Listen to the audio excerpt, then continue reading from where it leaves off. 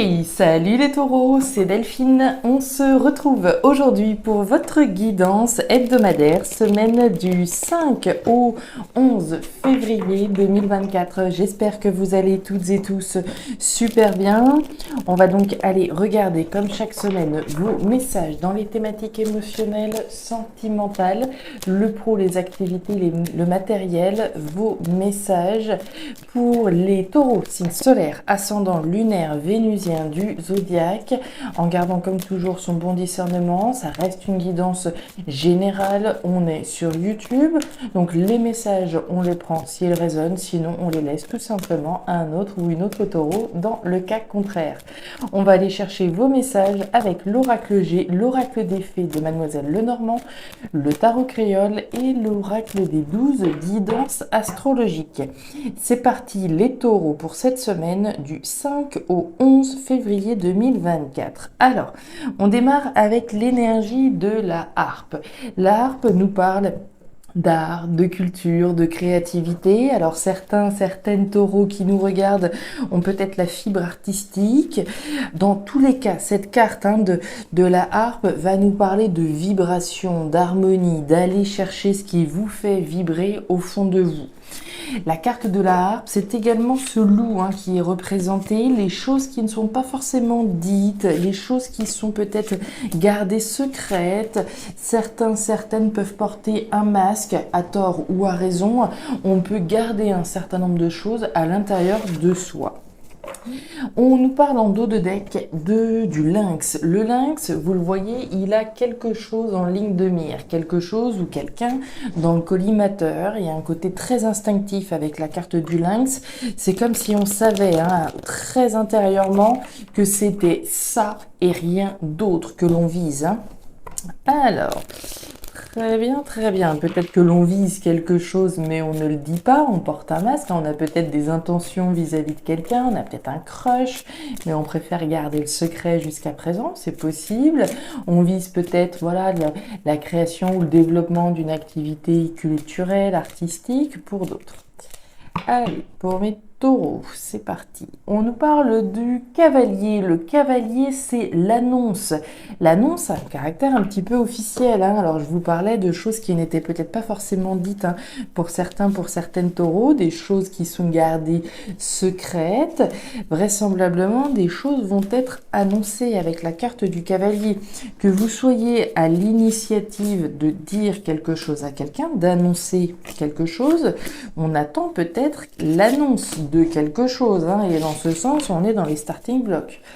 La carte de la femme, là encore, on est dans une énergie d'intuition, qu'on soit un homme ou une femme, écoutez sa petite voix intérieure. Écoutez son instinct, son intuition. C'est votre intuition qui vous guide, très concrètement là. Ok, avec le tarot créole, qu'est-ce que l'on a pour mes petits taureaux cette semaine du 5 au 11 février 2024? Allez, pour mes taureaux. Signe solaire, ascendant, lunaire, vénusien du zodiaque. J'ai la carte de la sécheresse. Alors, la sécheresse, c'est le désert. Le désert représente une situation qui n'est pas satisfaisante, quelque chose qui coince là, un manque, une insatisfaction, une frustration par rapport à quelque chose. Très bien. Et derrière, du stress. Ok. Quelque chose qui vous stresse. Vous attendez des nouvelles. Vous attendez peut-être de dire quelque chose à quelqu'un. Et un côté un petit peu anxiogène là. Avec ce stress ressenti avec la carte des cactus. Vous allez voir que ça résonne avec l'énergie de Mercure en bélier. Si Mercure se trouve en bélier, cette semaine, faites preuve de retenue dans votre façon de communiquer. En effet, à l'image du bélier qui peut être impulsif et direct dans sa façon de parler, vous risquez de mal exprimer le fond de votre pensée. Si des discussions importantes ou potentiellement houleuses sont à venir, veillez à bien préparer vos arguments en amont et à rester modéré dans l'expression de vos ressentis.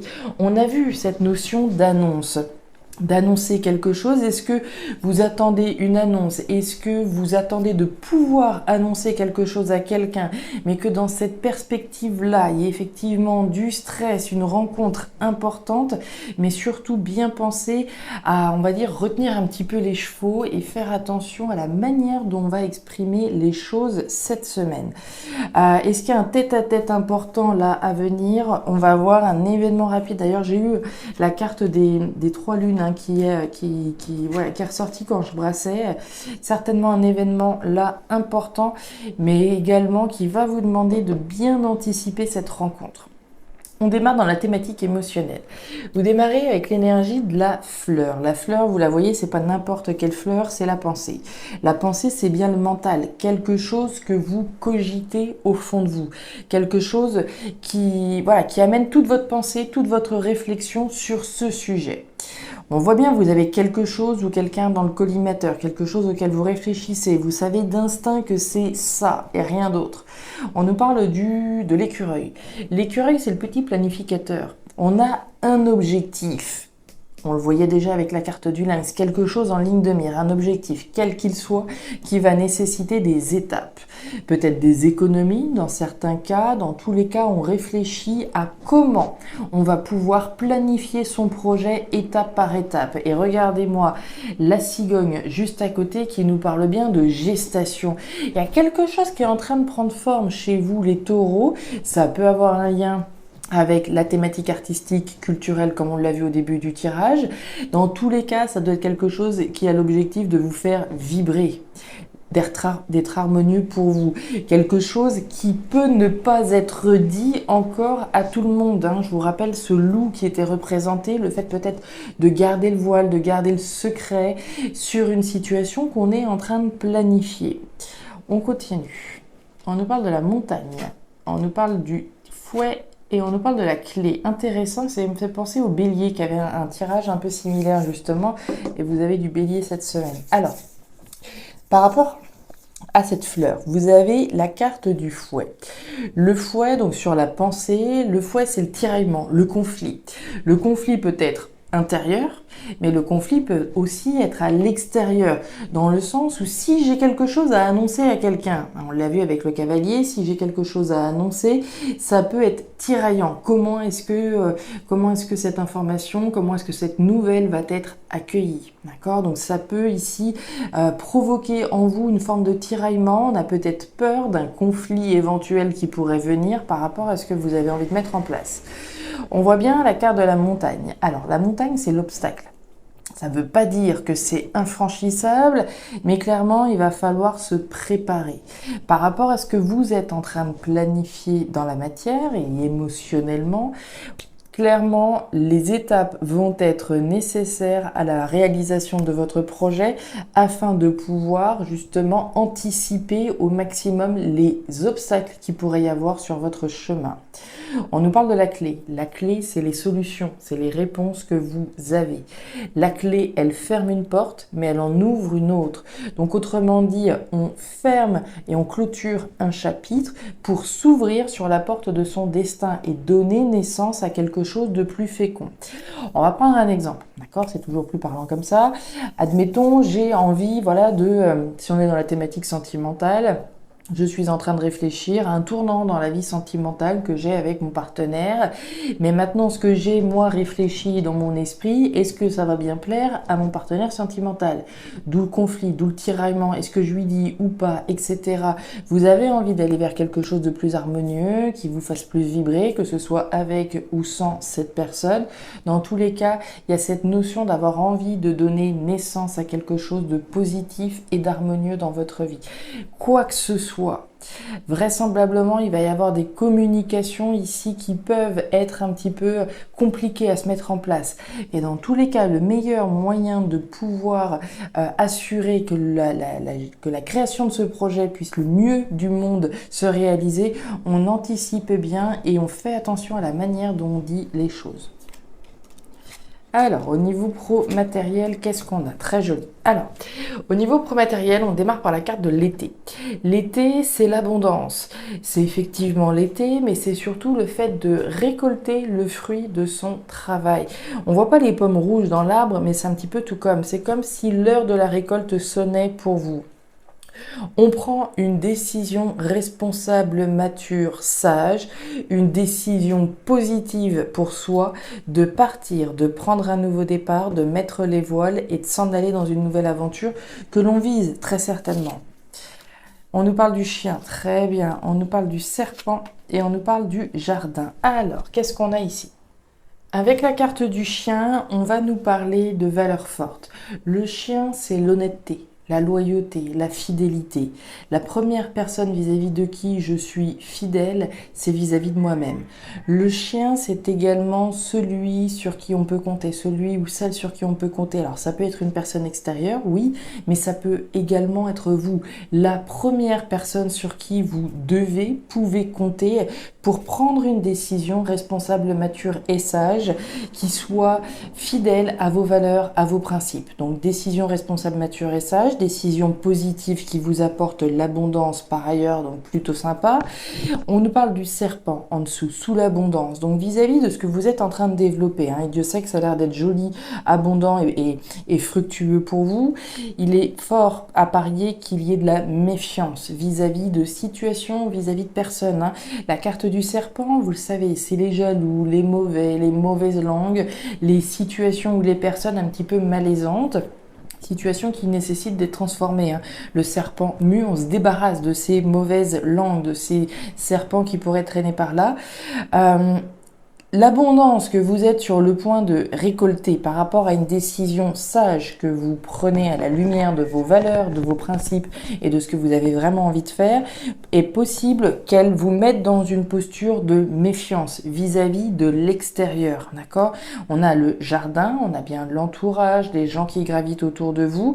Il y a peut-être une personne là vis-à-vis de qui vous avez une méfiance plus. J'ai le chien qui représente également donc le compagnon, l'ami fidèle, sincère, mais à côté du serpent, on doit se méfier de quelqu'un et derrière, j'ai le jardin.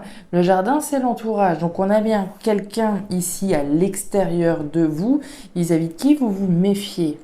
L'idée étant bien de pouvoir s'éloigner de cette personne, de ces personnes qui pourraient être toxiques, qui pourraient être mauvaises et qui pourraient avoir à redire de votre bonheur et de ce que vous êtes en train de mettre en place. Donc il y a bien un détachement, un éloignement, on veut prendre un départ, un nouveau départ, s'éloigner de ce genre de personnes qui sont toxiques pour aller chercher ce que vous méritez véritablement. Ça peut être stressant, oui, mais vous savez ce que vous visez, vous.